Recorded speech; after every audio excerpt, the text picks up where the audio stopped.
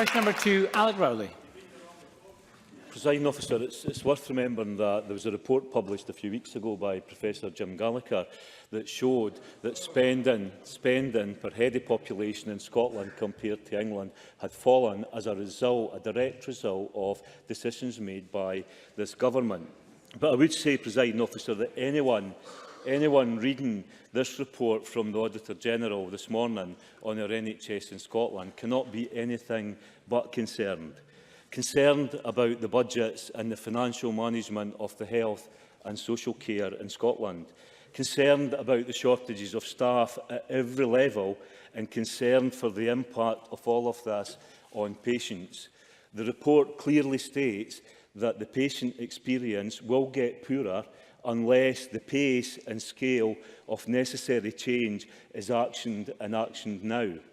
When are we going to see that level of change being actioned? First Minister. As any reading of the Audit Scotland report would tell you, we are seeing that change happen in the NHS. It's one of the key findings of the Audit Scotland report, one of the key points that is made in the Audit Scotland report that we are now starting to see.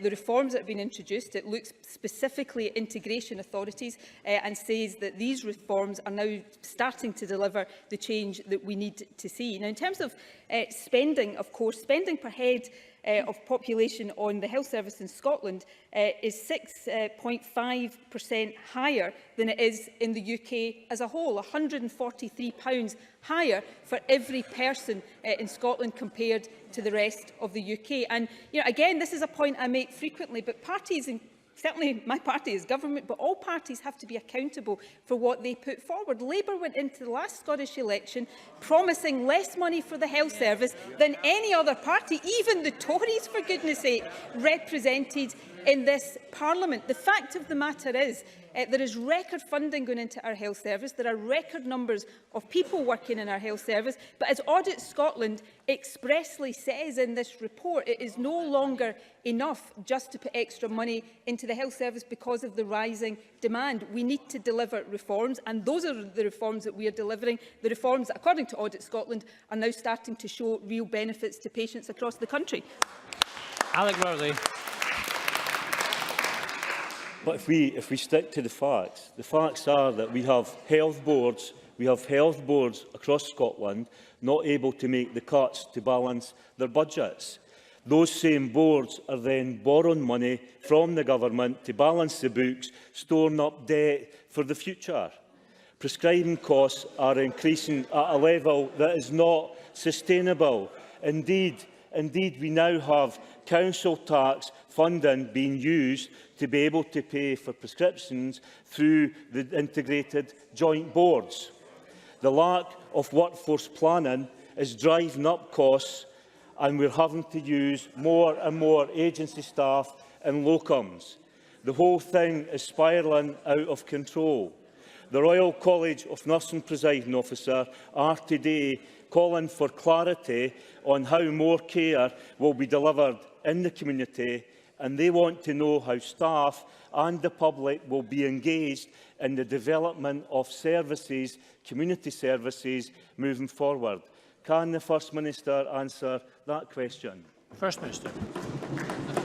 I'm not quite sure which one of those questions Alec Rowley wants me to answer first, but let's take, Alec Rowley says prescribing costs are rising. Prescribing costs are rising in every health service across the developed world, probably across the entire world. It is a feature of the ageing population. It is exactly the challenge that health services here and elsewhere are dealing with. That's why we've got to reform how care is delivered. Now, he asks about how we deliver more care in the community. As I am sure Alec Rowley knows, for the last 2 budgets, and again, it's narrated in the Audit Scotland report, for the last 2 budgets, we have taken the very difficult step of transferring money from the NHS into integration authorities so that we bring together health and social care, not just in theory but in practice, because we know, and again the Audit Scotland talks about the reduction in delayed discharges that this integrated approach is now delivering, because if we do that to build up social care, then we take the pressure off the acute services. So, I would say to all of the parties in Parliament, this is not easy stuff. It's not easy in Scotland, it's not easy in England, Wales, Northern Ireland or any part of the world. But actually, in Scotland, we are doing some of the necessary stuff that is still being dodged in most other parts of the UK. We're doing the reforms, we're integrating health and social care, we're transferring the budgets, we're taking the steps around workforce that will ensure that our NHS can deliver in the face of the rising demand that it faces. And that is why, while everything the Audit Scotland report says is important and has to be addressed, the key finding of the Audit Scotland report, in my view, as First Minister with responsibility for these reforms, the key finding is that these reforms are starting to show positive signs. And that says to me, we stick with what we are doing because we are on the right track, and that's why we keep that focus. Alec Rowley. But, Presiding Officer, I accept totally that this is not easy. And I think what the audit report says today is we're not doing enough and we're not moving fast enough. It is, however, important for us to remember that behind all these statistics, is real people. So today we should remember it is about people who are trapped in hospital because they cannot get the care packages that they need in the community. It's also about those people in communities up and down Scotland who cannot get the support from health and social care that they need. And it is for all those people that are on the waiting list. And it is the dedicated staff in our hospitals, our health centres and our community care centres that are run off their feet. That's why we need action. Labour will use our debate in this Parliament next week to discuss this report further, because I believe we do need a more detailed discussion on the findings of this report. After 10 years in government, the First Minister has a choice. She can continue to do more of the same, or will she publish a response to this report that will tell the people of Scotland how her government intends to tackle these big issues facing our health and social care services in Scotland? First Minister. Well, firstly, I welcome the fact that we'll debate the report. I warmly welcome that. Maybe in that debate, if Labour's position is that the government is not doing enough, maybe Labour will bring forward some ideas as well, rather than simply talk about the problems. The second point is this. The whole point here, which again any reading of the Audit Scotland report will tell you, is that we're not just doing more of the same. We are doing things differently, and it's those reforms that are starting to have the positive impact that the Audit Scotland report talks about.